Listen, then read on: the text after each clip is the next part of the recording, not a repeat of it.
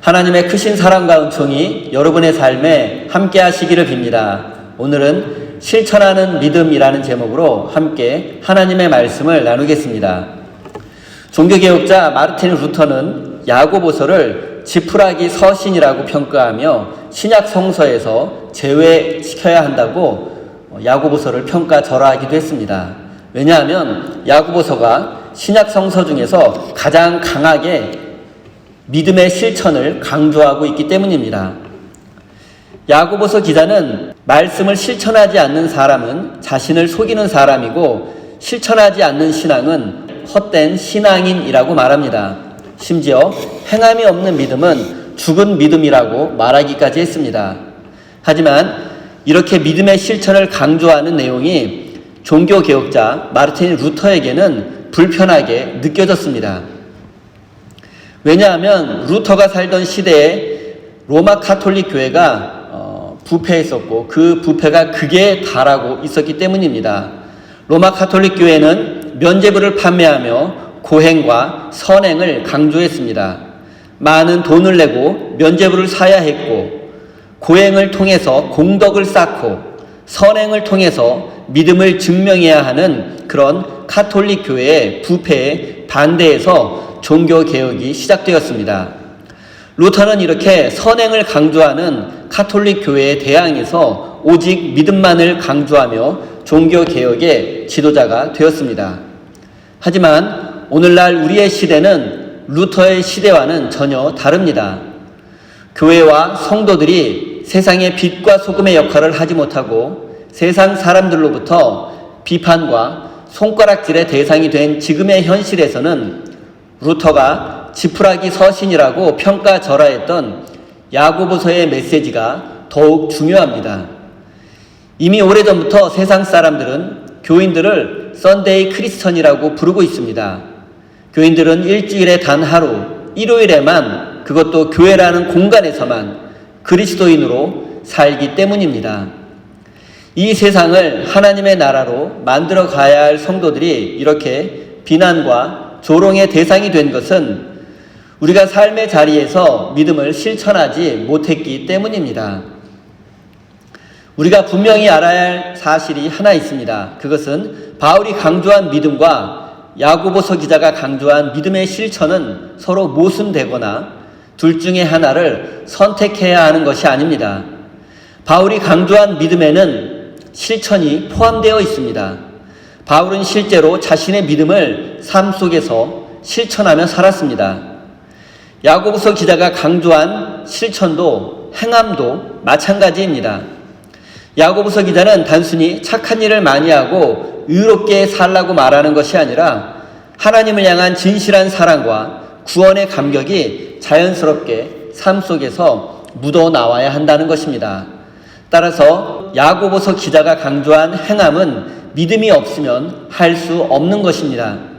그리고 야고보서 기자가 믿음의 실천을 강조한 데는 그 이유가 있었습니다. 당시 야고보 공동체 안에는 윤리적, 도덕적인 행위가 중요한 것이 아니라 믿음으로 구원받을 수 있음을 강조하고 이렇게 믿음으로 구원받으면 된다고 오직 구원만을 강조하는 사람들이 교회 내에서 문제를 일으키고 있었기 때문입니다. 이들은 믿음만 있으면 다른 아무것도 필요 없다고 강조했습니다.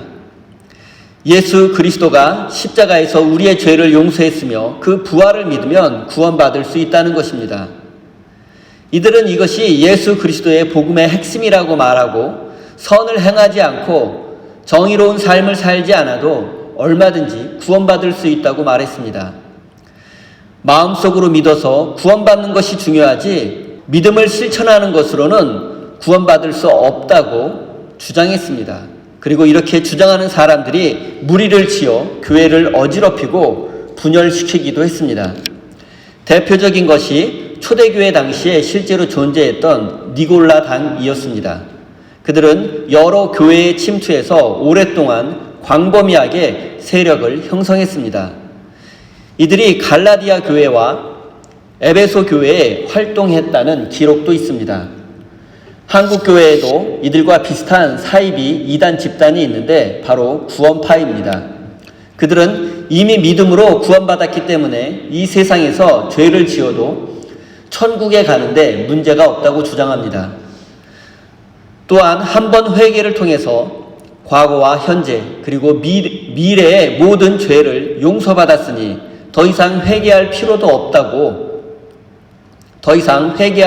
없다고 말합니다. 그들에게 중요한 것은 오직 구원의 확신뿐입니다. 그들은 죄사함의 비밀 그리고 거듭남의 비밀이라는 말을 강조하며 오직 자신들만이 구원의 비밀을 간직하고 있다고 주장합니다. 그리고 오늘날 많은 그리스도인들이 니골라당과 구원파의 영향을 받고 있습니다. 그래서 믿음으로 구원받았음을 주장하며 성경도 많이 읽고 기도도 열심히 합니다. 하지만 그들의 삶에는 믿음의 열매가 없는 경우가 많습니다. 사랑하는 성도 여러분, 나더러 주여 주여 하는 자마다 다 천국에 들어가는 것이 아니라 내 아버지의 뜻대로 행하는 사람만이 천국에 갈 것이라는 예수님의 말씀을 명심하시기 바랍니다. 성경이 말하는 참된 믿음의 사람은 마음속에 있는 믿음을 삶의 자리에서 조금씩 실천해 가는 사람임을 기억하십시오. 19절입니다. 사랑하는 형제자매 여러분, 여러분은 이것을 알아두십시오. 누구든지 듣기는 빨리 하고 말하기는 더디하고 노하기도 더디하십시오. 야고보서 기자는 성도들의 신앙생활에 대한 교훈으로 가장 먼저 말에 대해서 이야기합니다. 말은 사람을 죽이기도 하고 살리기도 하기 때문입니다. 인간관계의 대부분의 문제는 말로 인해서 생깁니다. 가는 말이 고와야 오는 말도 곱습니다. 말 한마디로 천냥빚도 갚을 수 있습니다. 이런 격언은 우리의 말이 얼마나 중요한지를 알려주고 있습니다. 성도의 교제란 인격과 인격의 만남입니다. 그리고 서로 말을 주고받는 것입니다. 야고보서 기자는 성도들을 향해서 듣기는 빨리 하라고 말했습니다. 그런데 무엇을 빨리 들으라는 것입니까? 사람들 사이에 떠도는 소문이나 최신 정보를 빨리 들으라는 것이겠습니까? 그렇지 않습니다. 빨리 들으라는 말의 의미는 집중해서 들으라는 의미입니다. 그렇다면 우리가 집중해서 들어야 할 것이 무엇이겠습니까? 바로 하나님의 말씀입니다. 야고보서 기자는 성도들에게 무엇보다 먼저 하나님의 말씀을 집중해서 들어야 한다고 말씀하고 있습니다. 요즘은 인터넷을 통해서 유명한 목사님의 설교를 원하는 대로 무제한 들을 수 있습니다. 그리고 성경을 읽어주는 여러 가지 앱과 프로그램도 많이 있습니다.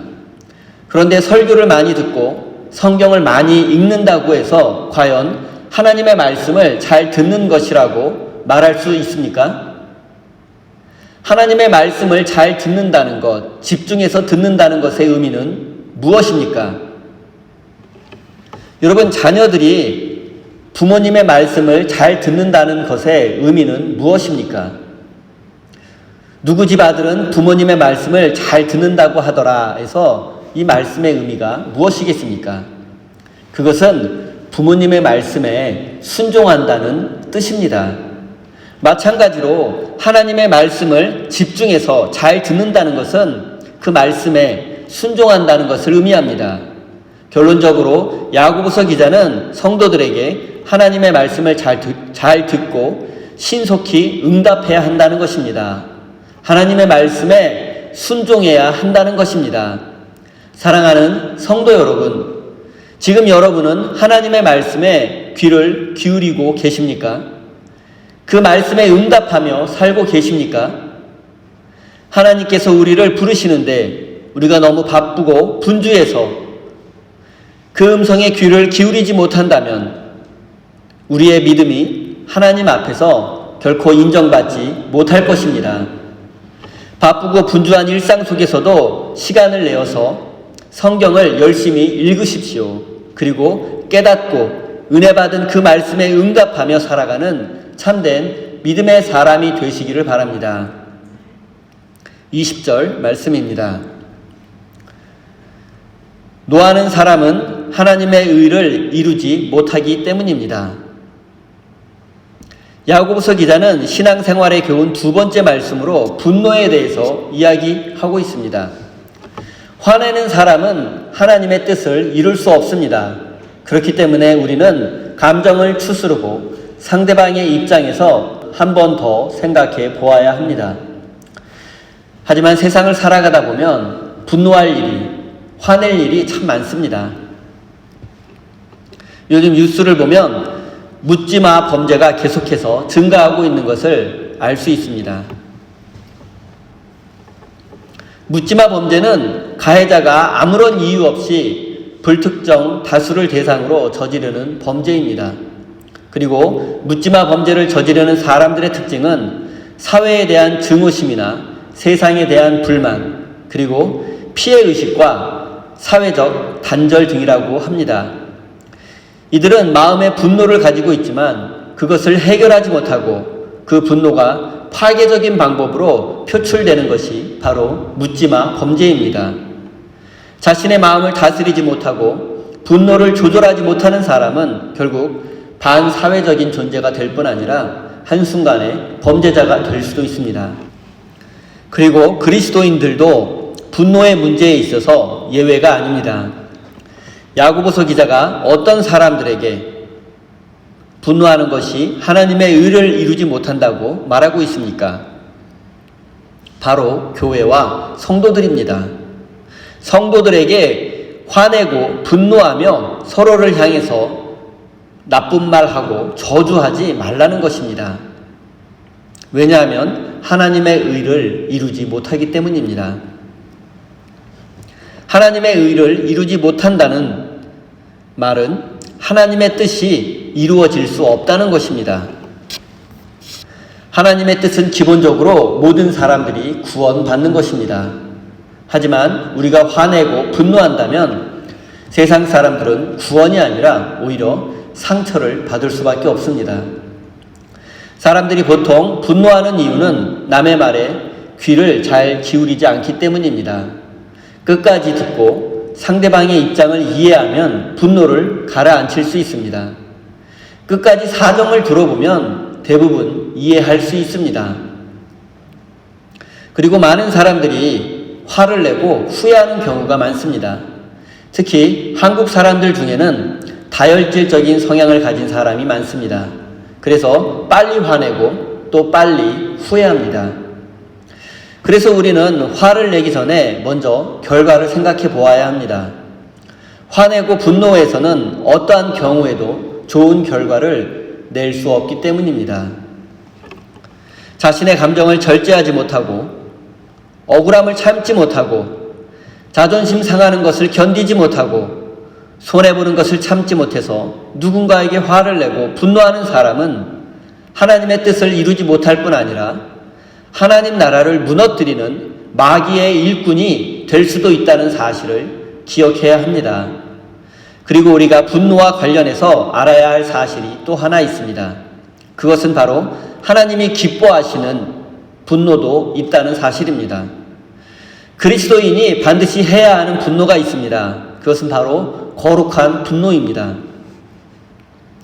예수님은 만민이 기도하는 집인 하나님의 성전을 돈벌이 수단으로 이용했던 이들을 향해서 그들의 상을 뒤엎으시며 채찍질까지 하시며 분노하셨습니다. 이것이 바로 우리가 해야 할 거룩한 분노입니다. 우리는 세상의 불의에 맞서 거룩한 분노를 할 줄 알아야 합니다. 힘없는 자들을 억압하고 착취하는 불의한 자들에게, 그리고 인간의 존엄성이 훼손되는 현장에서, 또한 폭력을 통해서 자신의 이익을 취하려는 자들에게 우리는 거룩한 분노를 해야 합니다. 거룩한 분노를 해야 하는 순간에도 침묵을 지킨다면 우리는 그를 비겁한 사람이라고 비난할 수는 없을 것입니다. 하지만 그런 사람은 적어도 하나님의 사람이라고 말할 수는 없습니다.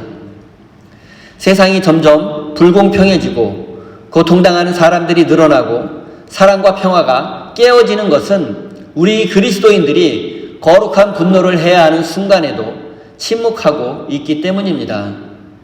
하나님의 영광이 사라지고 교회가 쇠퇴하고 세상 사람들이 교회와 성도를 신뢰하지 않는 이유는 바로 우리 성도들이 거룩한 분노를 잃어버렸기 때문입니다. 사랑하는 성도 여러분, 여러분의 자존심과 이익을 지키기 위해서 그리고 상처 입은 마음을 주체하지 못하고 분노한 적이 있지는 않으십니까? 우리의 것을 지키기 위한 모든 분노는 하나님의 뜻을 이룰 수 없다는 사실을 기억하시기 바랍니다. 그리고 이제 거룩한 분노를 통해서 하나님의 뜻을 이루어 가시는 참된 믿음의 사람이 되시기 바랍니다. 22절입니다. 말씀을 행하는 사람이 되십시오. 그저 듣기만 하여 자신을 속이는 사람이 되지 마십시오. 야고보서 기자는 나는 이미 구원받았으니 내가 원하는 대로 말하고 행동해도 된다고 주장하며 무절제한 삶을 사는 사람들에게 말씀을 실천하는 사람이 되어야 함을 강조하고 있습니다.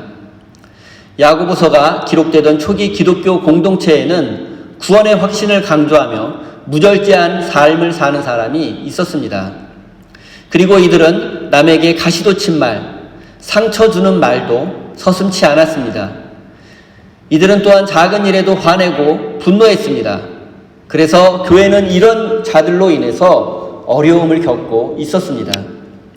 야고보서 기자는 이런 상황을 염두에 두고서 하나님의 말씀을 듣기만 하지 말고 실천하는 사람이 되어야 한다고 말씀하고 있습니다.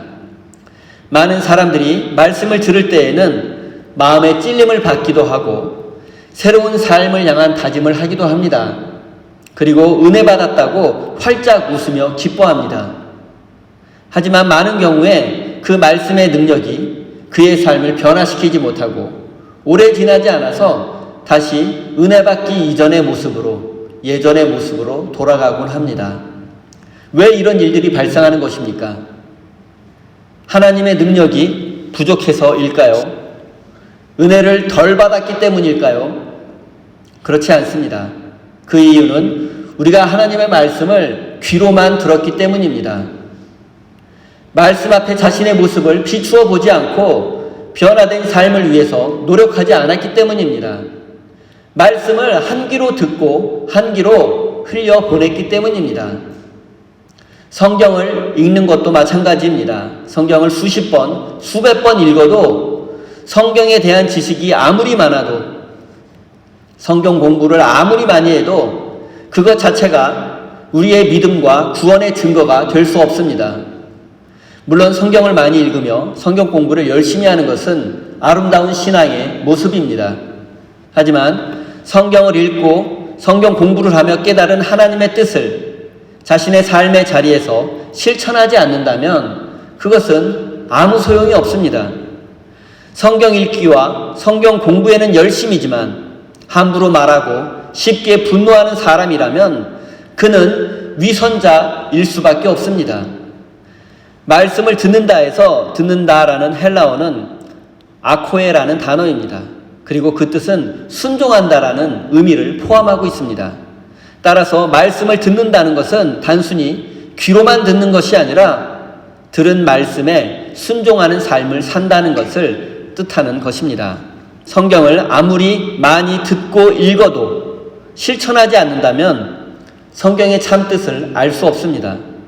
하나님의 말씀은 실천하고 순종해야만 비로소 깨달을 수 있기 때문입니다. 이웃을 사랑하라는 말씀을 들었으면 실제로 이웃 사랑을 실천해 보아야 합니다. 그래야 이웃 사랑의 참뜻과 의미를 알 수 있기 때문입니다. 그래야만 이웃을 사랑하라는 그 말씀이 내 삶에 녹아내릴 수 있기 때문입니다. 이웃을 향한 사랑이 마음속에만 머물러 있다면 그것은 사랑이라고 말할 수 없습니다. 왜냐하면 그런 사랑에는 능력이 나타나지 않기 때문입니다. 실천하고 행동으로 옮겨진 사랑만이 사람을 변화시키고 세상을 변화시킬 수 있습니다. 23절입니다. 말씀을 듣고도 행하지 않는 사람은 있는 그대로의 자기 얼굴을 거울 속으로 들여다보기만 하는 사람과 같습니다.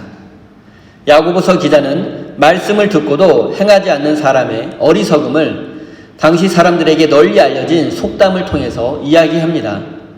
당시 그리스 로마 문명권에는 거울로 자신의 얼굴을 보고도 자신의 얼굴을 알아보지 못하는 사람은 어리석은 사람이다라는 속담이 널리 퍼져 있었습니다. 야고보서 기자는 거울을 보고도 자신의 얼굴을 알아보지 못하는 사람이 어리석은 사람이듯 말씀을 듣고도 실천하지 않는 사람은 어리석은 사람이라고 말합니다. 거울의 역할은 있는 그대로의 모습을 보여주는 것입니다. 그래서 거울은 거짓말하지 않고 진실만을 보여줍니다. 그리고 하나님의 말씀이 바로 우리에게 거울과 같은 역할을 하는 것입니다. 성경을 읽으면 자신의 모습이 적나라하게 드러납니다. 하나님의 말씀에 내 모습을 비추어 보면 내 모습이 적나라하게 드러납니다. 자신이 불쌍한 존재라는 사실을 깨닫게 됩니다. 또한 하나님께서 나를 얼마나 사랑하시는지도 알게 됩니다. 그리고 하나님께서 원하시는 것이 무엇인지, 우리에게 어떤 사명을 주셨는지를 깨닫게 됩니다. 그런데 우리는 거울 속에 비친 자신을 보고서도 누구인지 알아보지 못하는 어리석은 사람처럼 우리도 말씀을 듣고도 우리의 죄인됨을 깨닫지 못하고 하나님의 사랑과 은혜를 기억하지 못하는 어리석은 사람과 같습니다. 하나님의 말씀을 듣고도 하나님의 뜻과는 상관없이 사는 사람은 어리석은 사람입니다. 예배를 드리고 은혜를 받았다고 하면서도 삶이 변하지 않는다면 그도 역시 어리석은 사람입니다. 기도하면서도 불안해하고 두려워하는 사람 역시 어리석은 사람입니다. 그리고 이런 사람들이 모인 교회는 이 세상을 하나님의 나라로 만들어가는 교회가 될 수 없습니다. 하나님의 영광을 가리우고 세상 사람들의 비난과 조롱의 대상이 될 수밖에 없습니다. 사랑하는 성도 여러분, 우리가 이 세상에서 육체를 입고 살아가는 동안에는 완벽하게 하나님의 뜻에 순종하는 삶을 살 수는 없을 것입니다. 하지만 우리가 말씀에 순종하려는 몸부림을 멈추는 순간 우리는 어리석은 사람이 되고 위선자가 될 수밖에 없습니다. 사랑하는 성도 여러분, 하나님의 말씀을 듣고 실천하기 위해 노력하는 지혜로운 사람이 되시기를 바랍니다. 27절입니다. 하나님 아버지께서 보시기에 깨끗하고 흠이 없는 경건은 고난을 겪고 있는 고아들과 과부들을 돌보아주며 자기를 지켜서 세속에 물들지 않게 하는 것입니다. 야고보서 기자가 활동하던 초기 교회들에는 말을 함부로 하고 쉽게 분노하며 말씀을 실천하지 않으면서도 스스로 경건하다고 말하는 사람들이 있었습니다. 그리고 이렇게 어리석고 위선적인 사람들로 인해서 많은 교회들이 어려움을 겪고 있었습니다. 이런 상황에서 야고보서 기자는 참된 경건이 무엇인지 알려주고 있습니다. 왜냐하면 경건한 사람들을 통해서만 교회가 교회다워질 수 있고 하나님의 능력이 나타날 수 있기 때문입니다. 경건은 헬라어로 크레스케이아이며 하나님을 모시는 삶이라는 뜻입니다.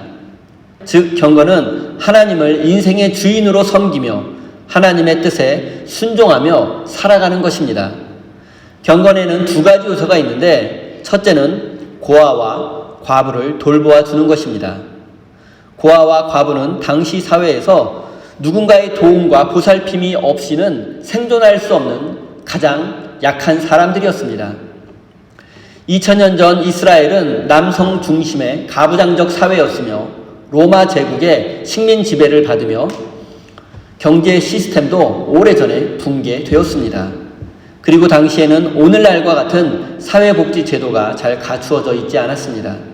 그래서 이들은 당시 사회에서 가장 어렵고 힘들게 사는 사람들이었습니다. 고아와 과부와 같은 사회적 약자들을 돕는 사람이 경건한 사람이라면 반대로 그들을 돕지 않고 외면하는 사람은 경건한 사람이 아니라는 뜻도 됩니다. 참된 경건은 자신의 삶의 울타리를 벗어나 고난과 고통 가운데 있는 사람들의 친구가 되어주고 그들의 필요를 채워주며 사랑을 나누어 주는 것입니다. 이제 경건의 두 번째 요소를 알아보겠습니다. 그것은 자신을 지켜 세속에 물들지 않게 하는 것입니다. 세속적인 가치관에 오염되지 않고 신앙 양심을 지키는 사람이 경건한 사람입니다. 쉽게 말씀드리면 경건한 사람은 철저하게 자기 관리를 하는 사람입니다. 바울은 날마다 자신을 십자가에 못 박을 정도로 자기 관리에 철저한 사람이었습니다. 또한 그는 고린도전서 9장 27절에서 이렇게 고백합니다. 나는 내 몸을 쳐서 굴복시킵니다. 그것은 내가 남에게 복음을 전하고 나서 도리어 나 스스로 버림받는 가련한 신세가 되지 않으려는 것입니다. 바울은 이토록 자기 관리에 철저했던 사람이었습니다. 바울은 믿음과 삶의 완벽한 조화를 이룬 모든 성도들이 본받아야 할 신앙의 위인입니다. 하지만 그런 그가 자신의 몸을 쳐서 굴복시켰다라는 고백을 했습니다. 굴복시켰다는 것은 노예를 길들일 때 사용하는 단어입니다. 바울은 경건한 사람이 되기 위해서 날마다 자신을 굴복시키며 훈련했습니다. 주인이신 하나님께 길들여지기 위해서 날마다 자신을 십자가에 못 박았습니다. 사랑하는 성도 여러분, 여러분이 고아와 과부 그리고 고난과 고통 속에 있는 이들의 친구가 되어주신다면 하나님은 여러분을 경건한 사람으로 인정해 주실 것입니다. 또한 여러분의 믿음과 가치관이 세속에 물들지 않도록 여러분 자신을 날마다 십자가에 못 박으십시오.